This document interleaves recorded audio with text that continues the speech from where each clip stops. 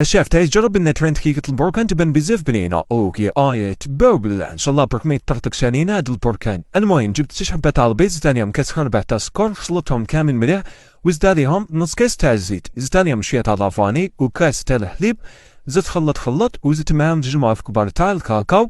المهم مقادير كامل تلقاهم مكتوبين من تحت. زدت انا 2 كيسان تاع فارينة معها باكي ونص تاع خميرة الحلوى، غربلو كلش كيما راكم تشوفوا، زيدوا خلطوا وفي الاخر زيدوا مورفه كبيره تاع الخل، نخلط ونجيبوا المول تاعنا يكون مدور، ندهنوه بالزبده ونفرغوه. وهنا يكون طيبت كريم باتيسير راح نكتب لكم الوصفه كامل من تحت ودرتها فلوس. وهنا كي جيت نشعل الفرن باش ندخل على الطيب حكمتني الصدمه، ما فهمتي داني نصور فين تعرب ولا الفرن تاعنا ملصق كامل هكذا. وهنا يمزيه كنت اكتشفت منتوج بروتيجين كلين، هذا المنتوج اقتصادي وزيدار بوشن واحد راح ينقي لكم الفرن كامل، وزيت الامر مع هذا البنسو اللي راح يسهل لكم طريقه الاستعمال ديالو. طريقه الاستعمال تاعو بزاف سهله، نحكم شويه منه وندهنو كامل طبقه اللي فيها الدهون ونخلطوه على حسب نوعيه الدهون، اذا كانت دهون قويه خلوها فوق 40 دقيقه، ولا كانت دهون قليله نخلوه غير 5 دقائق. وهنا كيما راكم تشوفوا درت نيجا، وانا بعد ما جاز الوقت نديرو نمسحو وشوفوا النتيجه قدامكم، غير بمسحه واحده يتنحى كلش. وفي الاخر ثاني درت له راهو خفاك باش نحي كامل البرودوي، وشوفوا قدامكم كيفاش هو يتنقى